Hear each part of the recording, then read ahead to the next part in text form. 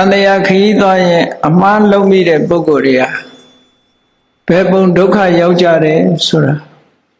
ဘုန်းကြီးတို့တွေမှတ်သားပြီးတော့အမှားမလုပ်မိအောင်တတိဆောင်ကြဖို့ပါပဲ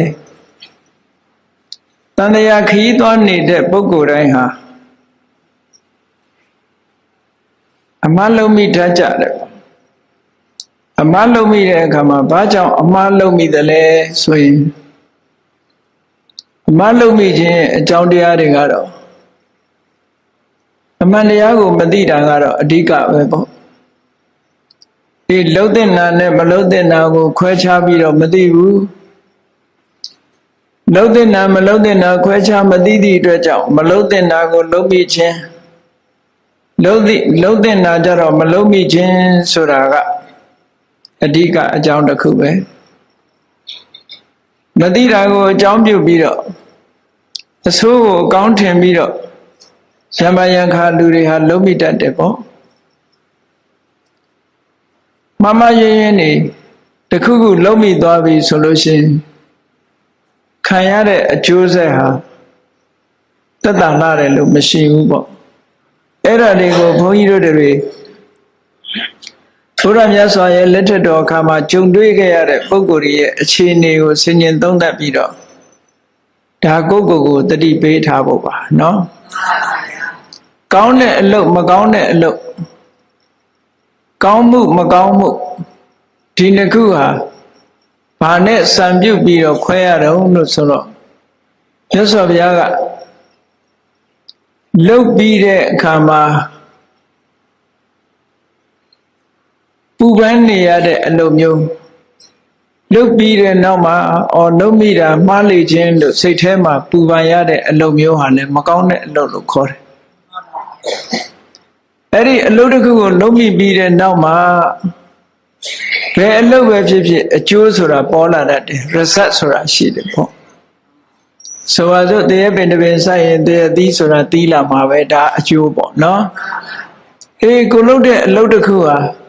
စိတ်ထဲကတွေးတာပဲဖြစ်စေနှုတ်ကထုတ်ပေါ်ပြောတာပဲဖြစ်စေကိုယ်ထိလက်ရောက်လှုပ်တာပဲဖြစ်ဖြစ်တခုလှုပ်လိုက်လို့ရှိရင်ထိုလှုပ်ရရဲ့အကျိုးသက်ဆိုတာအကျိုးသက်ရောက်မှုကပေါ်လာမှာပဲအဲ့ဒါလို့ပေါ်လာတဲ့အခါဖြစ်ပေါ်လာတဲ့အကျိုးတရားကိုငုံငိုကြီးကြိတ်မိတ်ပြီးတော့ခံစားရမယ့်အလုပ်မျိုးဟာမကောင်းတဲ့အလုပ်တဲ့ဒီနှစ်ချက်နဲ့မှတ်ရမယ်နော်ဒါမြတ်စွာဘုရားဒေသနာတော်နဲ့ပြောမယ်ဆိုရင်နတံကမ္မံကတံသာဓုဒီအလုပ်မျိုးဟာမကောင်းဘူးတဲ့ဘယ်လို့တုံးယံကတ္တဝအနုတ္တပတိလုပ်ပြီးတဲ့နောက်မှာပူပန်းနေရတယ်အဲ့ဒီအလုပ်မျိုးဘယ်တော့မှမလုပ်မိစေနဲ့ဒါမှားရွေးနဲ့လုပ်ရတစ်ခုပဲယတ္တအတုမူခောရောဒံအတုမူခောဆိုတာမျက်ရည်ရွှဲနေတဲ့မျက်နှာရောဒံဆိုတာတငုံငုံတယိုယိုနဲ့ယတ္တအတုမူခောရောဒံဝိပါကံပရိသေဝတိအဲ့ဒီလောက်ရရဲ့အကျိုးပေါ်လာပြီဆိုလို့ရှိရင်အကျိုးတရားကိုကြိတ်မိတ်ပြီးတော့ငိုကြွေးခံစားရတဲ့လောက်ရမျိုးဟာမကောင်းတဲ့လောက်ရပဲတဲ့မြတ်စွာဘုရားကလူတိုင်းနားလည်အောင်လို့မကောင်းမှုဆိုတာဒါခေါ်တာလို့ဒီလိုရှင်းပြောတာနော်ကောင်းမှုဆိုတာကြတော့ပြောင်းပြန်ပြန်ပြီးတော့မှတ်ရမယ်လုံးမိတဲ့ကိစ္စတစ်ခုဟာဘယ်တော့မှပြန်ပြီးငါလုံးမိတာမှားလေခြင်းလို့နောက်နောက်ပူပန်မှုကိုမဖြစ်စေဘူးဆိုရင်ကောင်းတဲ့အလုပ်ကောင်းမှုပဲတခါအကျိုးပေါ်လာလို့ရှိရင်လည်းပဲရရှိလာတဲ့အကျိုးကိုဝမ်းမြောက်ဝမ်းသာဣတိသောမနတနဲ့ခံစားရပြီဆိုလို့ရှိရင်လည်းကောင်းတဲ့လုပ်ရလို့ဒီလိုပြောတယ်အဲ့တော့ကောင်းမှုမကောင်းမှုကိုကြည့်ပြီးတော့ဘုန်းကြီးတို့တွေတန်တရားခရီးသွားနေတဲ့အခါမှာအမှားကိုမလုပ်မိစေနဲ့ဆိုတာမကောင်းတဲ့အမှုတွေမလုပ်မိစေနဲ့လို့ပြောလို့လားအဲ့ဒီအမှားကိုလုပ်မိပြီဆိုလို့ရှိရင်ထိုအမှားကနေပုံဖော်ပေးလိုက်တဲ့ထိုအမှားကနေဖြစ်ပေါ်စေတတ်တဲ့အကျိုးတက်ရောက်လာပြီဆိုလို့ရှိရင်အမတန်မှဒုက္ခရောက်တတ်တယ်တဲ့အဲ့ဒါလေးတွေကိုတာရကကြည့်ရအောင်တာရကတွေမြောင်များစွာရှိတဲ့ထဲကနေပြီးတော့ ခုစီထုတ်ဆင်ပြီးတော့ကြည့်မယ်ဆိုရင်ဆိုပါစို့တာဝတိပြေကတထေးတယောက်သူ့နာမည်ကပါဠတဲ့အဲ့ဒီပါဠဆိုတဲ့တထေးတယောက်ဟာမြတ်စွာဘုရားကိုတရားနာရတဲ့အခါမှာတရားကိုသိသဘောကျဒီတရားကိုပြည့်ပြည့်ဝဝလိုက်နာကျင့်သုံးဖို့ဆိုတာလူပေါင်းလူဘဝမှာနေလို့မဖြစ်ဘူးသာသနာပေါင်းဝင်ပြီးတော့ကျင့်မှသာလျှင်ပြည့်ပြည့်စုံစုံကျင့်နိုင်မှာလို့ဆိုပြီးတော့အဲ့ဒီပါဠဆိုတဲ့တထေးဟာသာသနာပေါင်းဝင်လာခဲ့တယ်ဝင်လာပြီးတဲ့အခါတရားကျင့်တယ်ပေါ့တရားကျင့်တဲ့အခါမှာဘာဖြစ်လာတော့ဆိုမျက်စိယောဂရတဝါတွင်လုံးမအိပ်မနေထိုင်ပြီးတော့တရားကျင့်လိုက်တဲ့အခါမျက်စိယောဂရနောက်ဆုံးမှာမျက်စိယောဂကမသက်သာဘူးတစားတဲ့တစားဆိုးပြီးတော့ယဟန္တာဖြစ်တဲ့နေ့ကျတော့မျက်စိလည်းကွယ်သွားတယ်ယဟန္တာလည်းဖြစ်တယ်တပြိုင်နက်လိုဖြစ်တယ်စိတ်ထဲမှာစွဲကပ်နေတဲ့ကိလေသာအသောတွေလည်းအကုန်ချုပ်ငြိမ်းသွားသလိုမျက်စိလက်ကွင်းကလည်းပဲအလင်းမရဖြစ်သွားတယ်အဲ့ဒါလို့ယဟန္တာဖြစ်တဲ့ပုဂ္ဂိုလ်ကြီးယဟန္တာဘဝရောက်ရတဲ့ဘာဖြစ်လို့မျက်စိကွယ်ရတာတော့လို့ဆိုသာသနာတန်တရားမှာခရီးသွားတော့ကအမှားလုပ်မိခဲ့လို့ဒါကြောင့်မလို့ဘုန်းကြီးတို့တွေအမှားမလုပ်မိစေနဲ့လို့ပြောတာနော်တခုသောဘဝမှာသူကဆေးเสียဖြစ်ခဲ့ဆေးเสียဖြစ်တဲ့အခါကျတော့ခုခေတ်လို့ဆိုမူပိုင်းဒေါက်တာပေါ့နော်ဟိုနယ်ဒီနယ်လှည့်ပြီးတော့ဆေးကုတာအဲ့ဒီလိုလှည့်ပြီးတော့ဆေးကုတော့ကျေးရွာတရွာရောက်သွားတယ်မျက်စိအထူးကုအနေနဲ့မျက်စိကုမယ်မျက်စိယောဂရှိတဲ့ပုဂ္ဂိုလ်တွေဆေးကုကျင်တယ်ဆိုတော့အမျိုးသမီးတယောက်ကမျက်စိယောဂဖြစ်နေမျက်စိယောဂဖြစ်နေတော့သူကုမယ်လို့မျိုးသမီးရဲ့မျက်စိယောဂကိုကြည့်တယ်ကြည့်ပြီးတဲ့အခါကျတော့ဘာပြောတော့ဆိုဆေးဘဝကအတွက်စကားပြောတာပေါ့နော်ဒီမျက်စိယောဂကိုပျောက်အောင်ကုပေးမယ်ပျောက်လို့ရှိရင်ဘယ်လောက်ပေးမလဲပေါ့အဲ့ဒီမျက်စိယောဂတဲ့အမျိုးသမီးကလည်းဆရာပေါင်းကိုစုံနေသူ့မျက်စိကမသက်သာ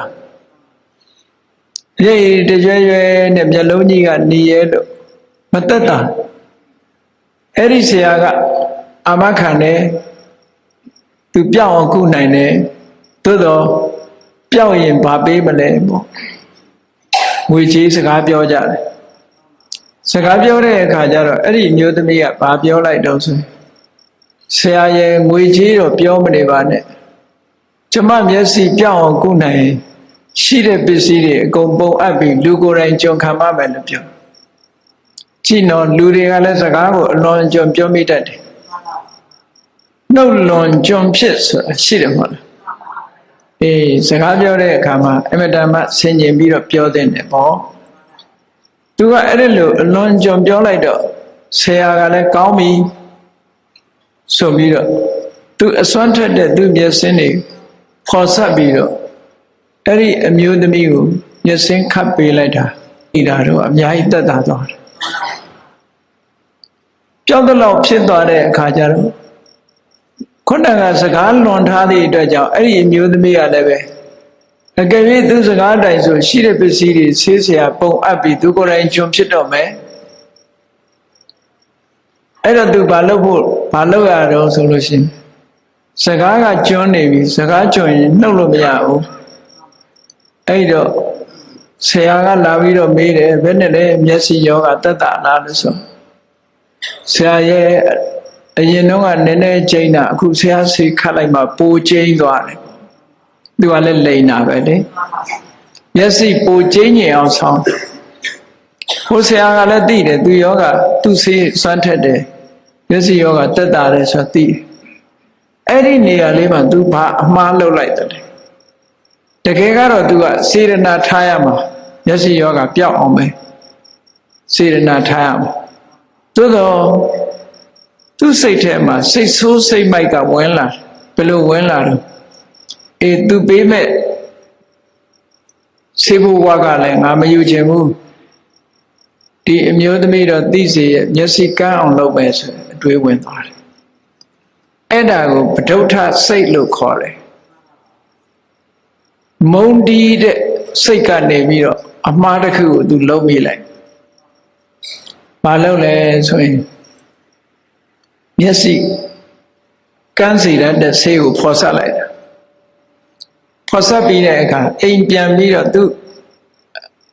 အိမ်ရှင်မကိုတိုင်ပင်သေးတယ်ဒီလိုပဲငါ့ကိုဆေးဘဝကမပေးခြင်းလို့လိန်နာကဲလိန်နာကြရင်သိစိတ်မယ်ပေါ့မျက်စိကန်းနဲ့ဆေးခတ်ပြီးပေါ်ရောက်တဲ့အခါကျတော့ကဲမျက်စိမသက်သာရင်ဒါလေးပြောင်းခတ်ကြည့်ပါဆိုပြီးတော့သူကိုယ်တိုင်မှာခတ်ပေးတာဆေးလဲခတ်လိုက်ရောတခါတည်းမျက်လုံးဟာတအားဆက်ပြီးတော့ဖူးဖူးရောင်ရောင်ဖြစ်ပြီးနောက်ဆုံးမျက်စိပေါက်သွားသည်ထီအောင်ဖြစ်သွားတယ်အဲ့ဒါတန်လျာတွင်မှာအမှားတစ်ခုလုံးလိုက်တာပဲအဲ့ဒီအမှားလုံးမိသည့်အတွက်ကြောင့်စေသမဘဝကတည်တဲ့အခါကျတော့ငရဲကြပြီးတော့ဘဝအချိန်ချင်းမှမျက်စိကွယ်ခဲ့ရတယ်တဲ့ယခုခေတ်မှာလည်းမျက်စိကွယ်တဲ့လူတွေမရှိဘူးလားရှိပါဗျာတန်တရားတုန်းကတခုအမှားလုပ်ခဲ့တဲ့ပုဂ္ဂိုလ်တွေပါကောင်းပါလိမ့်မယ်နော်အဲ့ဒါကြောင့်မလို့ဘုန်းကြီးတွေတန်တရားကျင်လဲနေတဲ့အချိန်လေးမှာဘာမှတန်ဖိုးမရှိတဲ့ဆေးဘဝကလေးအကြောင်းပြုပြီးတော့အမှားတစ်ခုကိုသွားလုပ်လိုက်တယ်ယဟန္တာဖြစ်တဲ့ဘဝတော်မှာမျက်စိနှစ်ကွင်းအလင်းမရတဲ့ဒုက္ခိတဖြစ်မသွားဘူးလားဒါကြောင့်မို့လို့တန်တရားခရီးသွားနေတဲ့အချိန်မှာအမှားမလုပ်မိစေနဲ့အမှားလုပ်မိလို့ရှိရင်နိဗ္ဗာန်ဝင်ရတာတောင်မှမျက်စိမပါဘဲနဲ့ဝင်ရတဲ့ကိန်းရောက်နေပြီဟုတ်ကဲ့လားဒါကြောင့်မို့လို့ဒီလိုအမှားမျိုးမလုပ်မိစေရဝေချေရတာကဘလောက်မှတန်ဖိုးမရှိဘူးမရတာလည်းဘလောက်မှတန်ဖိုးရော့မသွားဘူးကိုလုံးလိုက်တဲ့လုံးရဟာဟိုတစ်ဖက်သားကမျက်စိကွယ်သွားတာတစ်ခါပဲကွယ်တယ်ကိုယ့်ရဲ့စေရနာဆိုးကြောင့်ကိုယ့်အကျိုးပေးတာယဟန္တာဖြစ်မဲ့ဘဝထီအောင်ဘဝတိုင်းလို့မျက်စိတွေကွယ်ခဲ့ရတယ်ဒါဆိုလို့ရှိရင်တရားချစ်ခင်သူတော်စင်ပြိဿတ်တို့ကစဉ်းစားမိလိုက်ပဲသူ့မျက်လုံးတစ်လုံးပဲကန်းအောင်လုပ်ခဲ့တာကိုယ်ကြတော့ဘာကြောင့်အချိန်ချင်းကန်းရတော့လို့ဆိုတော့စေရနာဆွမ်းအားတွေကနဲတာမဟုတ်ဘူး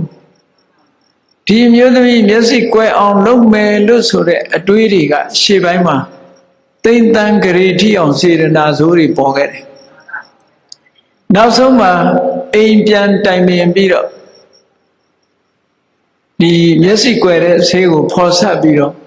ကိုယ်တိုင်ဖတ်ခတ်ပေးခဲ့တဲ့ဆိုတဲ့ဒီစေရနာလောက်ရတဲ့ဟာနဲတာမှမဟုတ်ပဲကို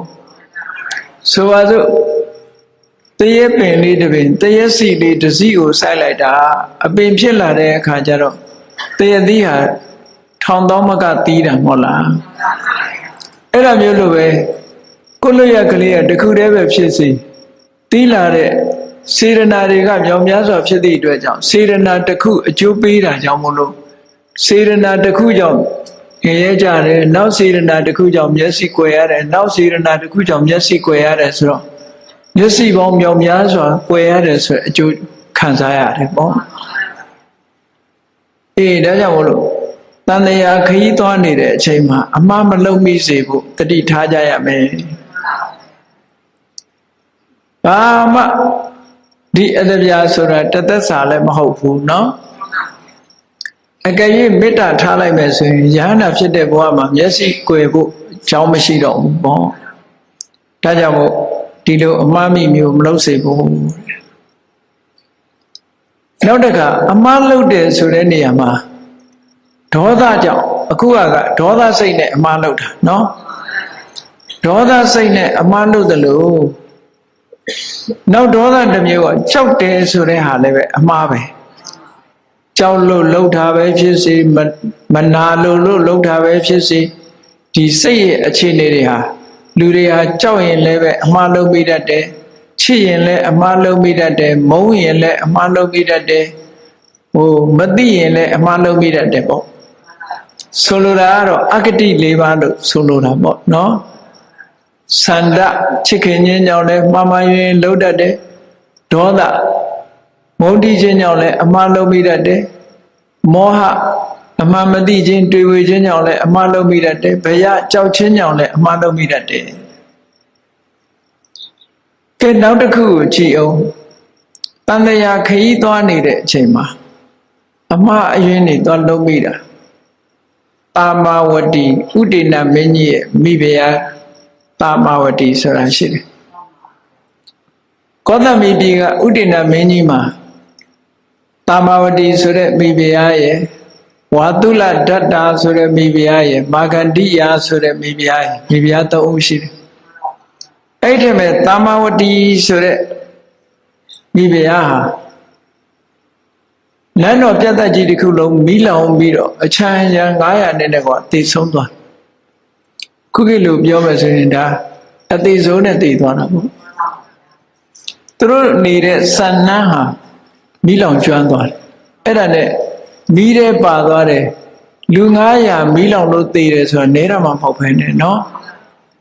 တယောက်တလေတည်တာမဟုတ်ဘူးအိမ်မီးလောင်တာနဲ့တခါတည်းတာမာဝတိအမှုရှိတဲ့မိဖုရား900လုံးဟာမီးလောင်ပြီးတော့တည်သွားကြအဲ့လိုမီးလောင်ပြီးတော့ဘာကြောင့်တည်ရတာတုံးလို့ဆိုလို့ရှိရင်တော့မျက်မြင်အားဖြင့်ပြောမယ်ဆိုရင်မကောင်းကြံတဲ့မာဂန္ဒီမိဖုရားကနေပြီးတော့မီးရှို့လို့မီးလောင်ခံရတယ်လို့အပြင်မှာတော့အဲ့လိုကြားရမှာပေါ့သို့တော့မဟုတ်ဘူးတာမာဝတီမီးလောင်လို့တည်ရတာသူတခုသောဘဝမှာအမှားလုပ်ခဲ့တန်တရားခရီးသွားနေတဲ့အချိန်မှာသူအမှားတစ်ခုလုပ်ခဲ့တယ်။ဘာတွေလုပ်မိတော့ဆိုတော့ဟိုဘဝတုန်းကလည်းသူကဘုရင်ရဲ့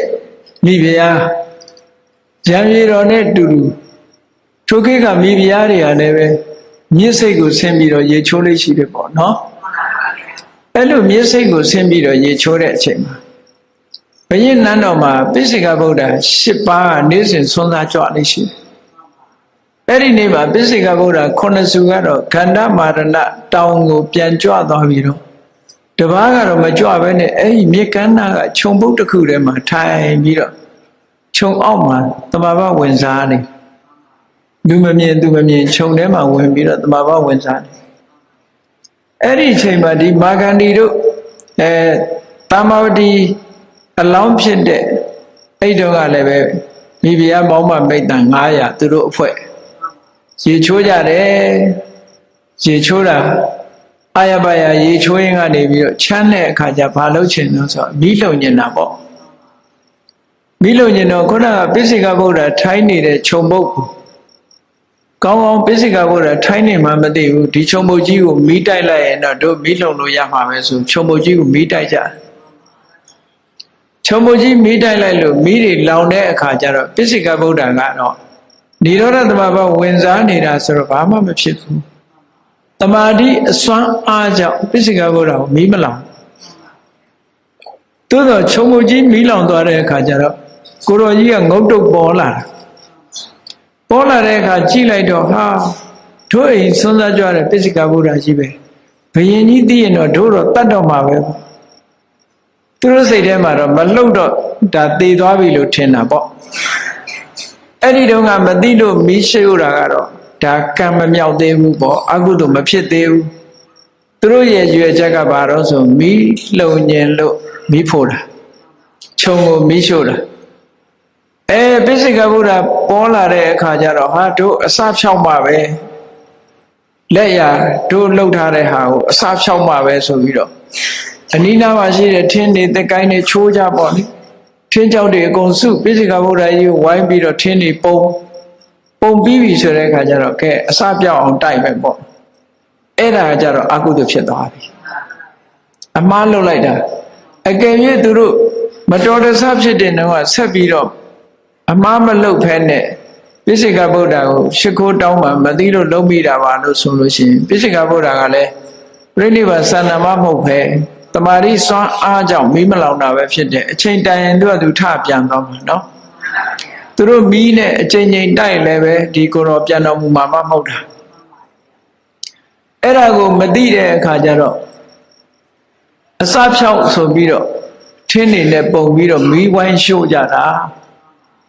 မီးဝိုင်းရှို့ပြီးတော့ကဲမီးကျွန်းလောက်ပြီဆိုပြီးတော့နန်းတော်ပြန်သွားကြတယ်ဘယ်ဟုတ်မလဲဒီကိုယ်တော်ကသင်္ကန်းတွေပြားတွေဖုံဖက်ထားပြီးနောက်ရကြဆွမ်းစားကြွလာတာပဲဟောသူတို့ရဲ့စေရနာဆိုလို့ရကပိစိကဗုဒ္ဓပြိဋိဘံစံမသွားတော့လည်းပဲစေရနာနဲ့မိတိုက်ခဲ့တဲ့အတွက်ကြောင့်တာမဝတိအမှုရှိတဲ့မိဖုရားတွေဟာအဲ့ဒီဘဝကတည်တဲ့အခါငရဲရောက်ဖြစ်လျက်ဘဝဖြစ်လျက်ဘဝမှာသူတို့မီးလောင်လောင်ပြီးတော့အသေးရတယ်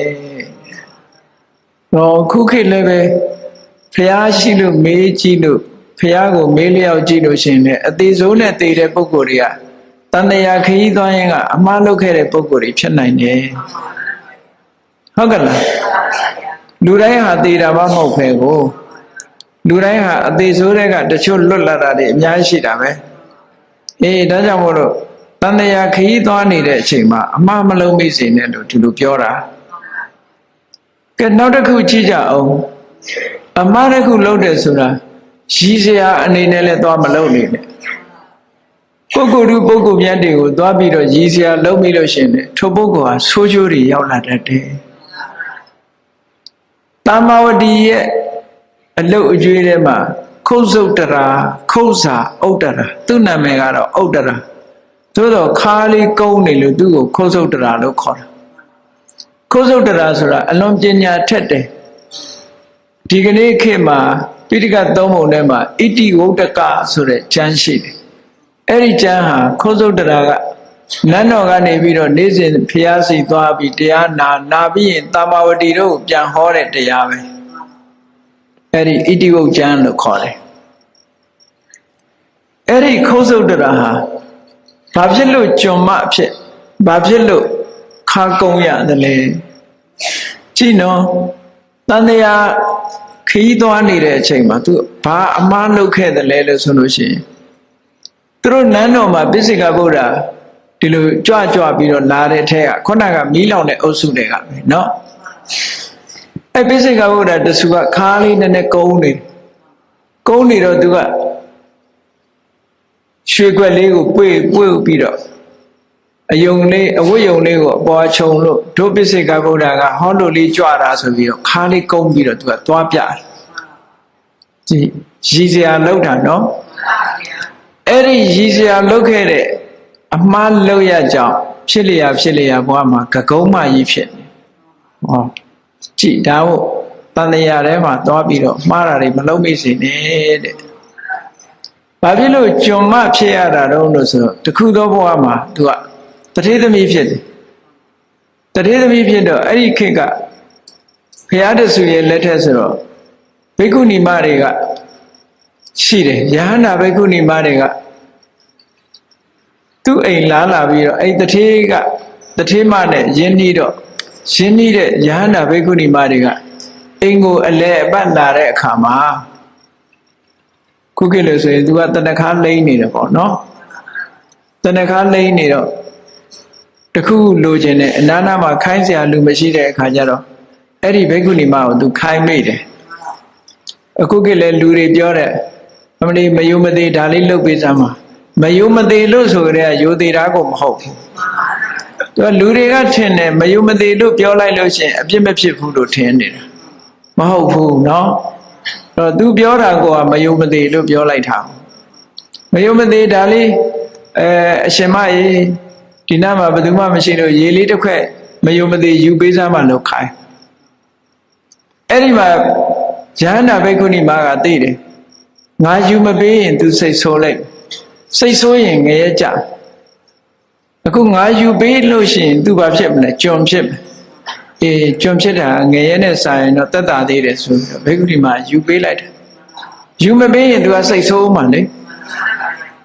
အိမ်တော်နောက်အလာခံရမခံဟုတ်ကဲ့လားအဲ့ဒါတတိထားဆရာလေးတွေအိမ်လာရင်ဆရာလေးဒါလေးလုပ်ပေးစမ်းပါလို့တော့မခိုင်းလေနဲ့နော်မယုံမသေးဆိုပြီးခိုင်းတတ်တဲ့လူတွေကမယုံမသေးခိုင်းနေဆိုကြတဲ့ယုံမမယုံသေးတာပဲဒါ အေကောင်းပြီအဲ့ဒါလို့ခိုင်းလိုက်တာကိုအကြောင်းပြုတ်ပြီးတော့တခါခိုင်းလိုက်မိတာနဲ့ပဲဖြစ်ရဘဝမှာကျွံမပဲဖြစ်တယ်သူများအခိုင်းခံကျွံမဖြစ်တယ်ဒါကြောင့်တန်တရားခရီးသွားတဲ့အချိန်မှာအမှားမလုပ်မိစေနဲ့လို့ပြောတာအဲ့ဒါတတိထားမြန်မာတွေကခိုင်းတတ်တယ်နော်ကြောပါရဲ့ဆိုပြီးတော့လည်းခိုင်းတယ်ပါဇက်ကဆိုတာအဟုတ်လဲကြောတာမဟုတ်နော်အေးမြတ်တဲ့ပုဂ္ဂိုလ်တို့ဦးကိုခိုင်းမိပြီဆိုလို့ရှိရင်ဒီလိုဒုက္ခရောက်တတ်တယ်ရှိစရာအနေနဲ့တောင်မှတစ်ဖက်သားကိုမျက်နှာအောင်မလုပ်ထိုက်ဘူးသုလပန္တကဆိုတာကြည့်ယန္တာဖြစ်မဲ့ဘဝယန္တာဖြစ်မဲ့ပုဂ္ဂိုလ်ပဲညာလိုက်ညာထိုင်းမလဲညာအမတန်မှထက်တာပေါ့ပရိသေစိတ်ကိုကညာနဲ့ရှင်ပြီးတော့ညာနာတံပြုတ်နဲ့မွေးလာတဲ့ပုဂ္ဂိုလ်တူတယောက်ဟာတူဟာဂါထာလေးတစ်ပုဒ်ကိုလေးလကြက်တာမရဘူးတဲ့ရှင်သုလပန်ဂါထာလေးတစ်ပုဒ်လေးလကြက်တာမရတော့အကိုလုံးတဲ့ယဟန္တာမဟာပဏ္ဏကမင်းသာသနာနဲ့မတန်ဘူးအိမ်ပြန်တော့ဆိုပြီးတော့နှင်ထုတ်ခံရအေးဘာဖြစ်လို့ဂါထာလေးတစ်ပုဒ်ကိုလေးလထိအောင်ကြက်မရတော့စူးစမ်းရတဲ့နဲ့ဘာဖြစ်လို့မရတာတော့ဆိုအတိတ်ဘဝတစ်ခုလုံးကညံလေးတဲ့ကိုယ်တော်ကိုသူကပြောင်းခဲ့တယ်လှောင်ခဲ့တယ်တဲ့ဟောပြောင်းခဲ့တယ်လှောင်ခဲ့တယ်ရည်စရာသွားလို့တယ်အဲ့လိုရည်စရာသွားလို့တော့ဟိုကိုယ်တော်ကရှက်တယ်ရှက်သည့်အတွက်ကြောင့်စာမသိရဲတော့ဘူးအဲ့ဒါကြောင့်မလို့ဒီဘဝမှာသူညံလေးတာဟာတဲ့ဒါကြောင့်မလို့တန်တရားခီးသွားအမှားဆိုတာမလုပ်သင့်ဘူးတဲ့တစ်ဖက်သားကိုနစ်နာသွားအောင်လှုပ်တာမျိုးဟာဒါမှားရွေးတဲ့လှုပ်တစ်ခုပဲဒါလည်းတတိထားရမယ်အချက်တစ်ခုပဲနောက်တစ်ခုကိုစဉ်းစားပြီးတော့ကြည့်အောင်ပုတိခတ္တတိတ်တမထေဆိုတာတကူလုံးအနာတွေပေါက်ပြီးတော့ပုတ်ပွားသွားစေထိအောင်ယောဂအဆိုးရွားသွားခုခေတ်လို့ဆိုရင်တော့ပြောမလားမသိအရေးပြားကင်ဆာတို့ဘာကင်ဆာညာကင်ဆာပြောလိုက်မယ်ထင်ပါတယ်တကူလုံးအနာတွေအဖုတ်ပိန်ပေါက်ပြီးတော့ယောဂဝေဒနာဖြစ်အယိုးတွေဘာတွေကကိုအကုန်လုံးကျိုးပဲ့အကုန်နဲ့အနေထားမျိုးကိုရောက်သွားတယ်အနန္တကိုဘယ်သူမှမကတ်နိုင်လောက်အောင်သူဒုက္ခရောက်တယ်ဩယဟန္တာဖြစ်မဲ့ဘဝကြီးမှာဒီလိုဖြစ်ရဘာကြောင့်လို့ဆိုရင်တန်တရာခရီးသွားတော့ကသူကအမှားတစ်ခုလုပ်ခဲ့တယ်ငှက်မုတ်ဆိုးဖြစ်စဉ်ကတော့ငှက်မုတ်ဆိုးဆိုတာငှက်တွေကိုထောင်ပြီးတော့ဖမ်းငှက်တွေထောင်ဖမ်းပြီးတော့ငှက်သားတို့ငှက်ကြော်တို့ရောင်းချတာပေါ့အဲ့ဒီလိုရောင်းချတဲ့အခါမှာသူကအကုန်လုံးတတ်ပြီးရောင်းရမယ်ဆိုဝယ်တဲ့လူရှိအောင်မအောင်တတ်ထားလို့ရှင်လည်းသိပ်ပြီးတော့ကြာရှည်ခံတာမဟုတ်ခုခေတ်လိုဟိုရေခဲနဲ့စိန်ထားလို့လည်းရတာမဟုတ်ဘူးနော်ရေခဲတစ်တာလည်းရှိတာမဟုတ်ဘူးအဲ့တော့သူဘယ်လိုလုပ်တုံးဆိုရင်ငှက်အရှင်တွေကိုခြေထောက်တွေချိုးထားတောင်ပန်တွေချိုးမပြန်နိုင်အောင်ဆိုပြီးတော့အဲ့လိုလုပ်ထားအဲ့လိုလုပ်ခဲ့တဲ့အကုသိုလ်ကယဟန္တာဖြစ်တဲ့ဘဝတောင်မှပဲပေါင်ကျိုးတယ်ဒီကိုယ်လုံးဒီအနာတွေပေါက်ပြီးတော့ပုတ်ပွားပြီးတော့လူမကတ်ချင်လောက်အောင်ဖြစ်ခဲ့ရတယ်ပေါ့ဒါဘဝတစ်ခုမှမှားယွင်းခဲ့တဲ့အချက်တစ်ခုပဲပေါ့အေးဒါကြောင့်မို့လို့ဒါလည်းသတိထားเสียရပဲနောက်တစ်ခါသုပ္ပဗုဒ္ဓဆိုတဲ့လူတယောက်ဒါပေမဲ့ဒီလူကအနာကြီးယောဂတွေကသူကအင်မတန်မှဖရာတရားတော်နာလိုက်တဲ့အခါမှာသောတာပန်နေပါဖြစ်သွားထူးခြားတဲ့အသိဉာဏ်ရတဲ့ပုဂ္ဂိုလ်ဖြစ်တယ်သို့သောတကူလုံးအဖုပိတ်နေနဲ့အနာကြီးယောဂဆွဲကပ်ပြီးတော့နေဘာဖြစ်လို့ဒီလိုအနာကြီးယောဂဆွဲကပ်တော့ခုခေတ်လိုပြောမယ်ဆိုလို့ရှိရင်တော့အနာကြီးယောဂကုသထာတို့မျိုးရိုးပါတာတို့ပြောချင်းပြောကြမှာပေါ့နော်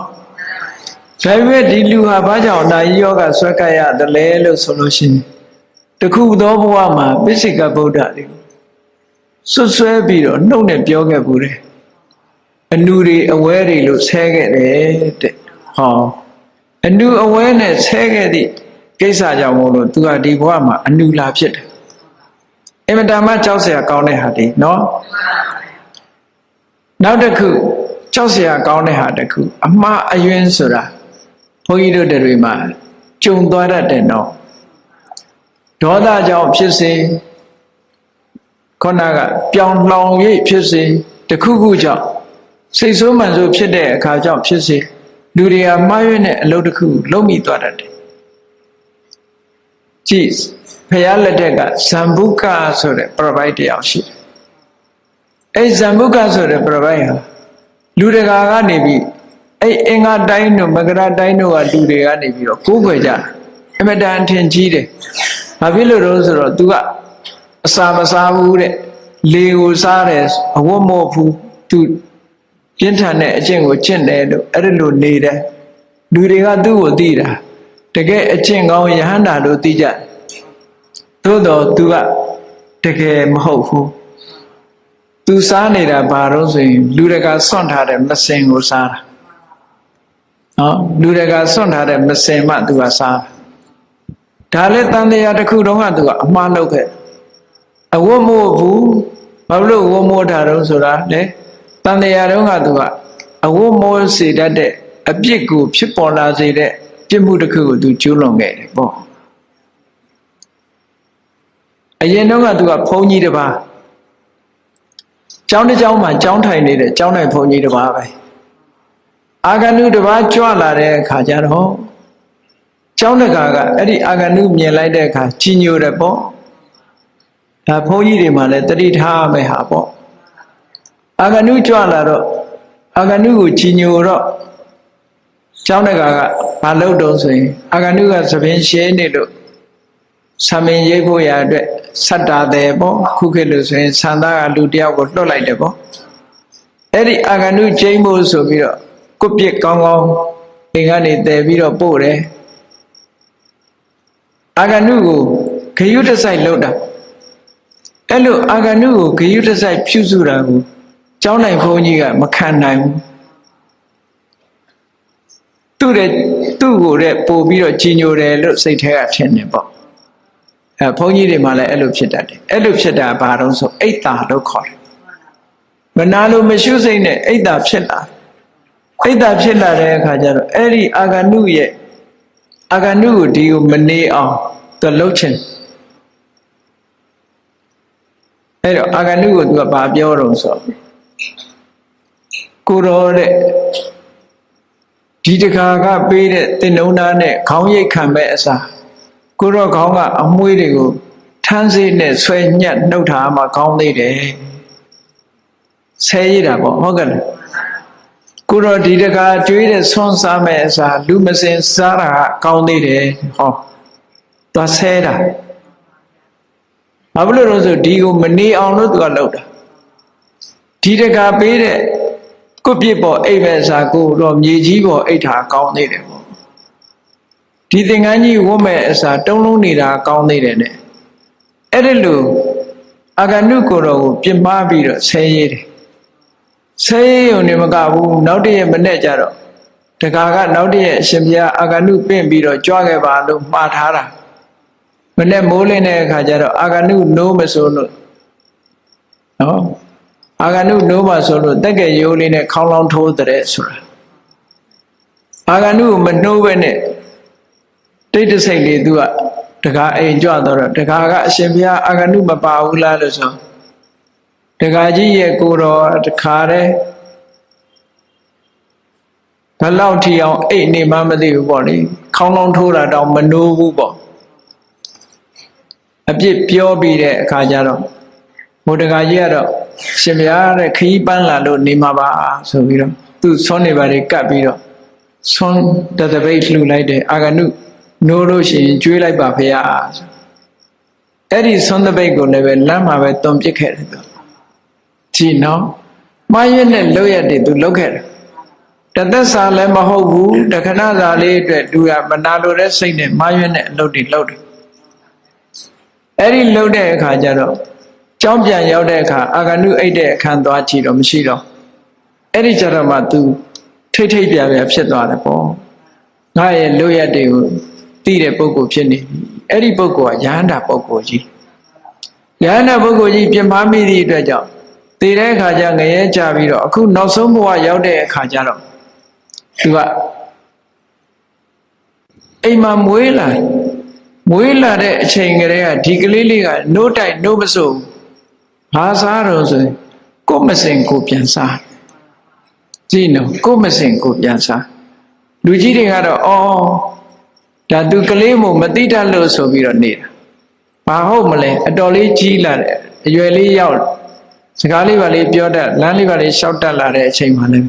ထမင်းရဲ့လို့ဟုတ်တိပတ်တိမစားဘူးလူအလစ်မှာမစင်ပဲသွားစားကြာတော့မိအမေဖေတွေကသူ့ရဲ့အကျင့်တွေတွေ့လာတဲ့အခါကျတော့လက်မခံတော့အိမ်ကနေပြီးတော့နှင်ထုတ်တယ်တော်လေးကြီးလာ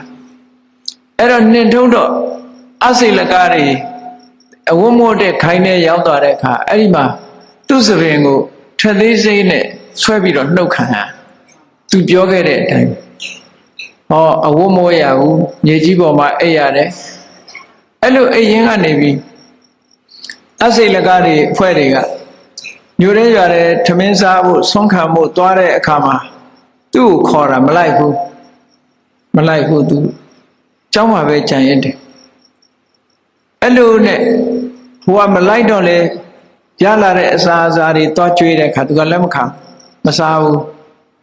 ဆိုတော့အေးဒီကိုတော့ဘာစားနေတယ်လဲဆိုပြီးတော့ဆုံးခံသွားတဲ့အခါတယောက်ကိုချောင်းကြည့်ခိုင်း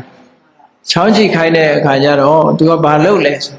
အများသွားပြီဆိုရင်အိမ်သာဖွင့်ပြီးတော့လူမစင်တွေကိုစားတာတဲ့အဲ့ဒါနဲ့အစိလကားတွေကလည်းမစင်စားတယ်ဆိုတော့မကောင်းတဲ့ထွက်မှဆိုလို့သူ့ကိုမောင်းထုတ်လိုက်ကြတဲ့အခါကျတော့လူတွေကမစင်စွန့်တဲ့နေရာကြောက်ဖြာဘေးမှာသွားပြီးသူအဲ့ဒီမှာသွားနေတယ်သွားနေပြီးတော့လူတွေမမြင်တဲ့အခါမှာမစင်နေစားပြီးတော့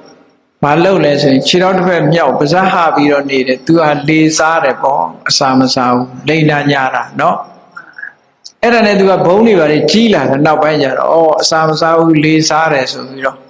ဘုံကြီးလာတကယ်တော့စားတာလူတွေစွန့်တဲ့မစင်ကိုစားနေတာနောက်ဆုံးမှာသူကတမ္မာပုဂ္ဂိုလ်မဟုတ်ဘူးယန္တာဖြစ်နိုင်တဲ့အနေအထားရှိတယ်ဒါနဲ့မြတ်စွာဘုရားကြွသွားပြီးတဲ့အခါမှာသူ့ရဲ့လုပ်ရက်တွေဖော်ထုတ်ပြီးတော့မြတ်စွာဘုရားတရားဟောတဲ့အခါကျတော့မှသူဟာအကျွတ်တရားရပြီးယဟန္တာကြီးဖြစ်သွားတာနော်ကဲဘလောက်ကြောက်စရာကောင်းတော့ယဟန္တာဖြစ်မဲ့ဘဝတောင်မစင်စားရတဲ့ဘဝမျိုးရောက်သွားသေးတယ်အဲ့ဒါတစ်ချိန်တစ်ခါတော့ကအမှားလုပ်ခဲ့လို့ပဲ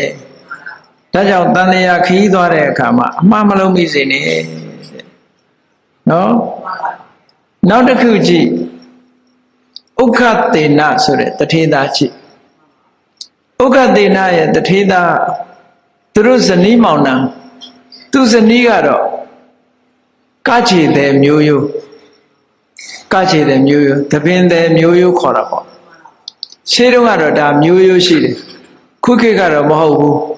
မျိုးရိုးရဲ့လို့တော့မဟုတ်ကြဘူးဝါသနာပါလို့လုပ်တယ်ဖြစ်လာတယ်ပေါ့နော်သူ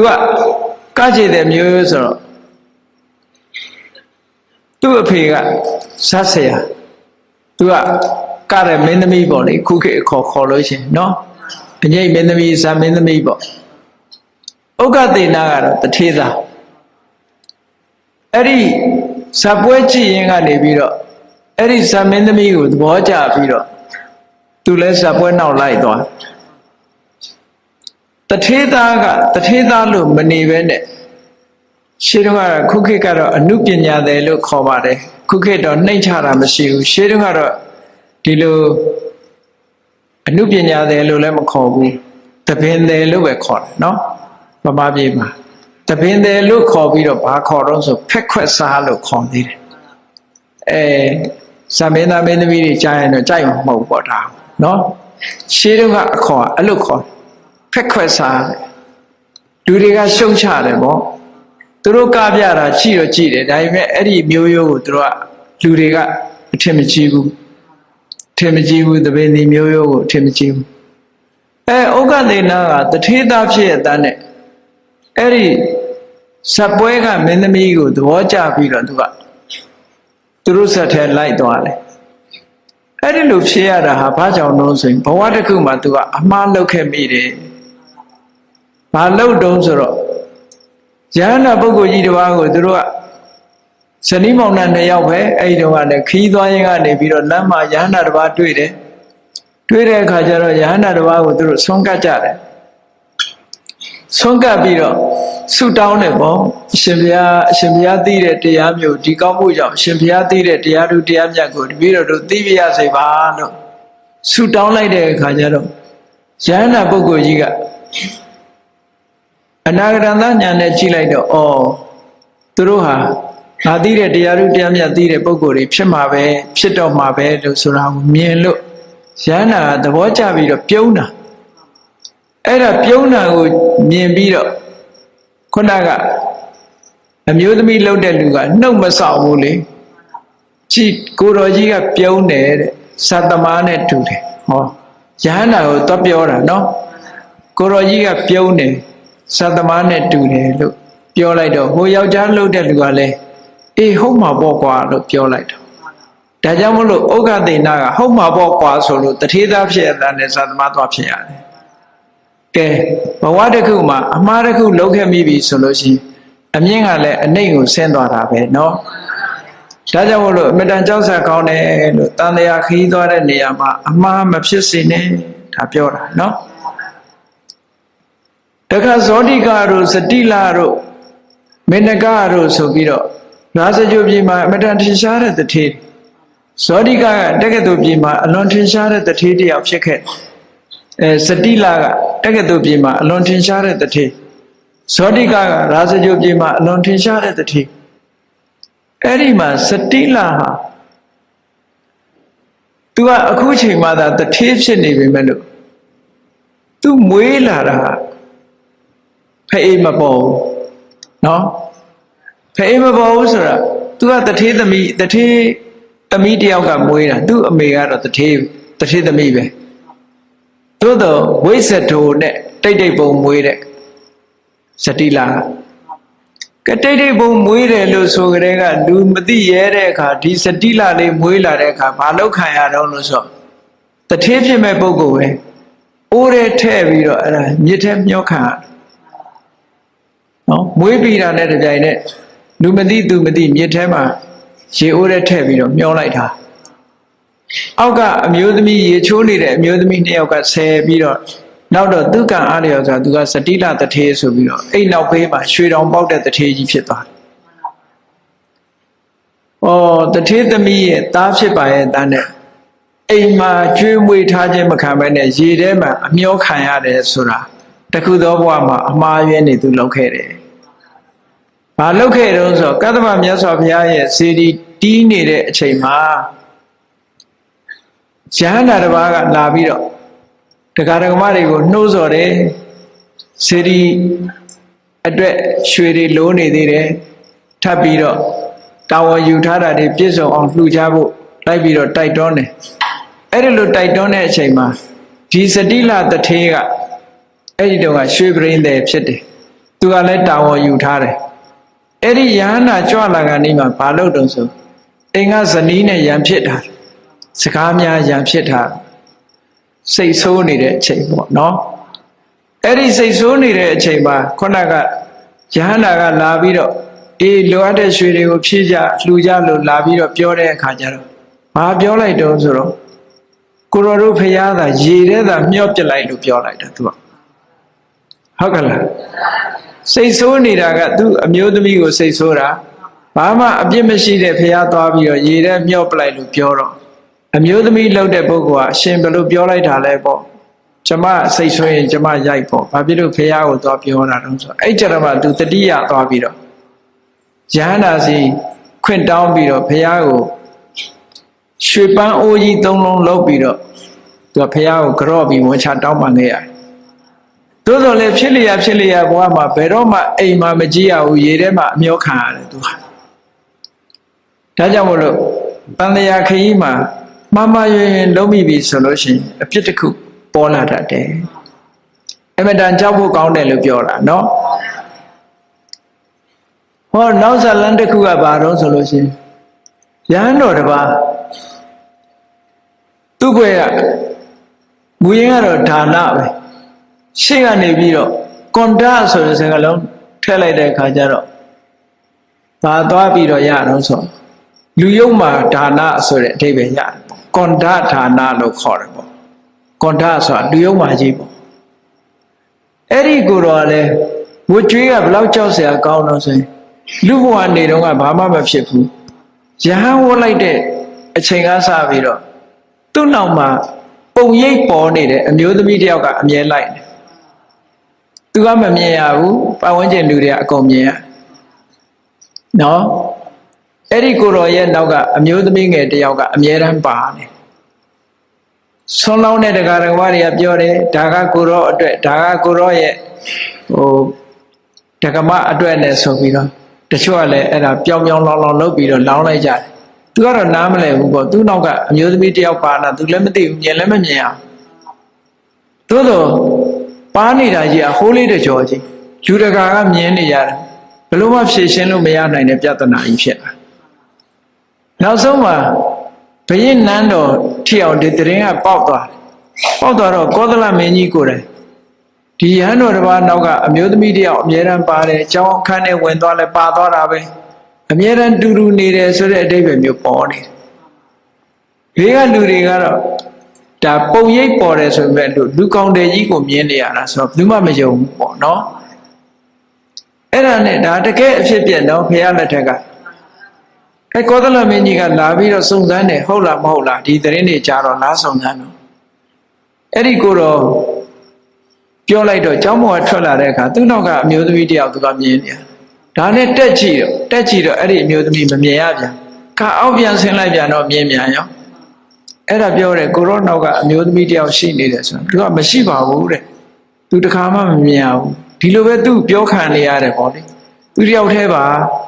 သူဘယ်တော့မှအမျိုးသမီးတယောက်နဲ့တွဲနေတာမရှိပါဘူးတဲ့သူညင်းတယ်ညင်းမိမယ်ဘယ်လိုမှမရအဲ့ဒီမှာကိုတော်တွေကနေတိုင်ညတန်းညတာအစက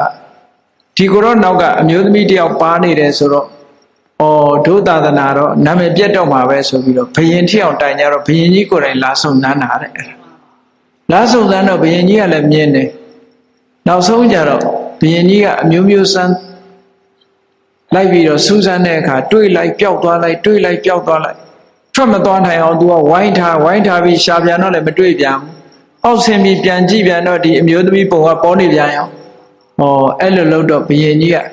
ဒါအကြောင်းတစ်ခုတော့ရှိမှာပဲဆိုပြီးဘုရင်ကြီးကဆုံးဖြတ်ပြီးတော့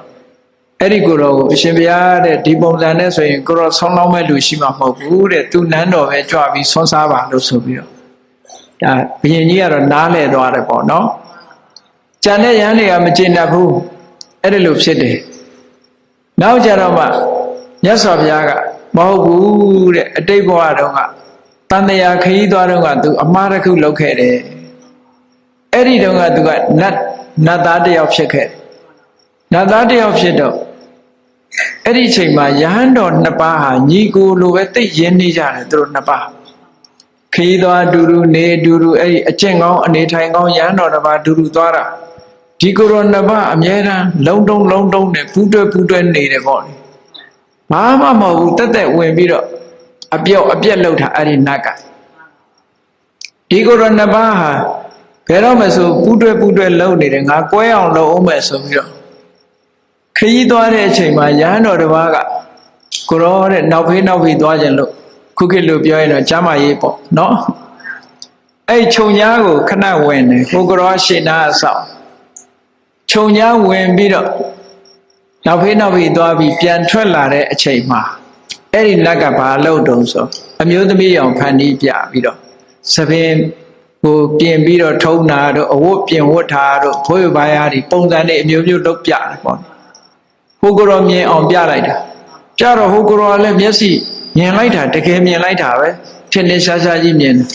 ဒီကိုရောကတော့ဘာမှမသိချဘူးသူကိစ္စပြီးတော့ရှေ့သွားတဲ့အခါကျတော့အနန္တလည်းရောက်ဟိုကိုရောပြောတာဟာကိုရောဒုတ်တိလပဲကိုရောအကျင့်ပြက်ကြီးပဲလူယုံမာကြီးပဲကိုရောနဲ့တူတူမနေနိုင်ဘူးဆိုပြီးကွဲကြနေရောအဲ့ဒီဟိုကိုရောလည်းငါဘာမှလည်းမလုပ်ဖဲနဲ့ဘာဖြစ်လို့ဒီလိုဆွဆွဲရတာတော့ဆိုပြီးတော့နှစ်ပါးဟာကွဲသွားအဲ့ဒါတက်ဝင်ပြီးတော့ကွဲအောင်ဆိုပြီးတော့ရည်စရာဝင်လှုပ်တဲ့သဘောပဲเนาะအဲ့ဒီနတ်သားဟာတည်သွားတဲ့အခါကျတော့ငရဲကြပြီးတဲ့အခါအခုဒီဂေါရဝမြတ်စွာဘုရားလိုက်တဲ့အခါကျတော့ကွန်ဒဌာနလာဖြစ်တယ်လာဖြစ်သည့်အတွက်ကြောင့်သူဟာအရှက်တကွဲအကျိုးနဲ့ဖြစ်နေရတယ် ဟိုရန်နေကွဲအောင်လုပ်ခဲ့တယ်အရှက်တကွဲအကျိုးနဲ့ဖြစ်အောင်လုပ်ခဲ့တယ်နောက်ဆုံးကြတော့သူကလည်းမခံနိုင်တော့ဘူးသူ့ကိုလူယုံမကြီးလူယုံမနဲ့ခေါ်တဲ့အခါကျသူကပြန်ပြောလာပြန်ဆဲလာတယ်ဆိုတော့မြတ်စွာဘုရားဆုံးပါတယ်မင်းဟိုတုန်းကလည်းမဟုတ်တဲ့အယူအဆအတွေးခေါ်တွေကြောင့်လို့ဒီလိုဒုက္ခရောက်တယ်အခုလဲယဟန်ကောင်းနေနဲ့ပြန်ပြီးတုံ့ပြန်ပြီးရံဖြစ်နေမယ်ဆိုရင်ဒီတဲ့ပို့ဆိုးသွားလိမ့်မယ်လို့ဆုံးမဘူးသိခံဖို့ရဟောတဲ့အခါနောက်ဆုံးကြတော့သူဟာယဟန္တာဖြစ်သွားတဲ့အခါမှာခုနကအမျိုးသမီးပုံရိပ်ကြီးပျောက်သွားတယ်ကဲတန်တရားမှာအမှားလုပ်ခဲ့ပြီဆိုလို့ရှိရင်ခံလျောအရှက်တကွဲအကျိုးနဲ့ဟုတ်ကဲ့လားအေးဒါကြောင့်မလို့ဒီဇလန်းတွေကလည်းပဲမြတ်စွာဘုရားလက်ထက်ကတကယ်ပေါ်ခဲ့တာဗမာတွေအားလုံးသိကြတဲ့အထဲပဲဗိမိသာရမင်းကြီးခြေပွားဓာခွဲခံရတယ်ဆိုတာလည်းသိတာပဲเนาะအဲ့ဒါလည်းတန်တရားတစ်ခုမှအမှားလုပ်ခဲ့တာဗမာတွေကအများဆုံးနားလည်နေတော့ဘုန်းကြီးကျောင်းနဲ့ဖဏစည်းခဲ့လို့ဇေဒီရင်ပြင်ဖဏစည်းခဲ့လို့ဆိုတဲ့အဓိပ္ပာယ်မျိုးပြောကြတကယ်ကတော့ဖျားကိုပန်းတင်ပြီးတော့လှူတဲ့ပန်းကုံတွေပေါ်မှာသူဟာမယုံမသိမလေးမစားလုပ်ပြီးတော့ဖဏစည်းခဲ့တယ်လေးလေးစားစားမလုပ်ဖ ೇನೆ ဖဏနဲ့စည်းခဲ့တယ်ဒီလိုတာမန်မြေပေါ်မှာစီးတာမဟုတ်ဘူးเนาะဖျားပန်းတင်တဲ့ခုံပေါ်မှာသူကမလေးမစားလုပ်ပြီးတော့စော်ကားလိုတဲ့အနေနဲ့စော်ကားမော်ကလုပ်ခဲ့တဲ့အမှားအဲ့ဒီအမှားကြောင့်အခုဗိမိသာရမင်းဘဝရောက်တဲ့အခါမှာခြေဘဝဓာခွဲပြီးတော့တတ်ခံရတယ်ရိုးရိုးတတ်ရင်လည်းသိမှာပဲဒါပေမဲ့ခြေဘဝဓာခွဲတတ်တယ်ဆိုတာသူအမှားလုပ်ရကြောင့်ဖြစ်တာဟောအဲ့ဒါကြောင့်မို့လို့အမှားယွင်းဆိုတာမဖြစ်စေသင့်ဘူးတဲ့နောက်တိတဲ့ဆိုတဲ့အမှားယွင်းတစ်ခုဆိုတာလောဒကဒိဋ္ဌဆိုတာညာနာဖြစ်သည့်ဘဝတိုင်အောင်သူကဝအောင်ဘယ်တော့မှမစားရခုနလိုပဲသူများအစားအစာနဲ့ပတ်သက်ပြီးတော့သူကပိတ်ပင်ခဲ့တာနောက်ဆုံးမှယဟန္တာဖြစ်သွားတဲ့နေ့ပြိဋိဘံစံမဲ့နေ့တောင်မှပဲရှင်သာရိပုတ္တရာကတနာလို့သူ့ကိုစားစေခြင်းလို့ပေးလိုက်တဲ့ဆောင်းကိုတော်တွေကမေ့ပြီးတော့သူ့မကြွေးကြဘူးတဲ့ဟောသူ့အကုသိုလ်ကြောင့်အဲ့ဒါနဲ့ရှင်သာရိပုတ္တရာမထေရမြတ်ဟာမွန်းလွဲမှမြို့ထဲတစ်ခါဆွမ်းခံဝဲနေမွန်းလွဲတဲ့အချိန်လာလို့ရှိရင်တော့ရှေးကတရားဓမ္မတွေကအဖျော်တို့ယမကာတို့စတုမရုတို့လှူလေးရှိတယ်ပေါ့ရှင်သာရိပုတ္တရာဒီအချိန်ကြည့်ပြီးတော့တရားဓမ္မတွေကစတုမရုတပိတ်လှူလိုက်တယ်အဲ့ဒီစတုမရုတပိတ်လေးကိုကိုယ်တိုင်ယူပြီးတော့ခေါဏကလောဒကဒိဋ္ဌဆိုတဲ့ကိုတော့နောက်ဆုံးနေ့ကလေးမှာသွားပြီးတော့စတုမရုအဝါကျွေးအဲ့ဒီတနေ့ပဲအဝါအောင်စားဒါလည်းစားပြီးတော့ပြိဋိဘံစံသွားတယ်သူကဟောကြည့်ငတ်ငတ်ပြက်ပြက်နဲ့သွားရတာဘာဖြစ်လို့တစုံတစ်ခုသောဘဝမှာသူအမှားယွင်းနေလုပ်ခဲ့တယ်ဒါကြောင့်မို့လို့အမှားအယွင်းနေလုပ်ခဲ့လို့အမှားအယွင်းခံရတဲ့ပုဂ္ဂိုလ်တွေဟာအများကြီးရှိတယ်မြတ်စွာဘုရားကိုယ်တိုင်ပဲမှားယွင်းယွင်းလုပ်ခဲ့သည့်အတွက်ကြောင့်မလိုအပ်ဖဲနဲ့6နှစ်ပတ်လုံးပင်မကြီးခံပြီးတော့ဒုက္ခရစရိယကြည့်ခဲ့တာဟာကသဗ္ဗမြတ်စွာဘုရားလက်ထက်ကဇောတိပါဠဆိုတဲ့ပုံနာလူလင်ဖြစ်ခဲ့တဲ့အချိန်မှာသူကအမျိုးဆက်ကိုအကြောင်းပြုပြီးတော့မာမနာတွေတအားတက်ခဲ့သည့်အတွက်ကြောင့်သူကမလိုအပ်ဖဲနဲ့ပင်ပန်း6နှစ်ပတ်လုံးဒုက္ခရစရိယကျင့်ခဲ့တယ်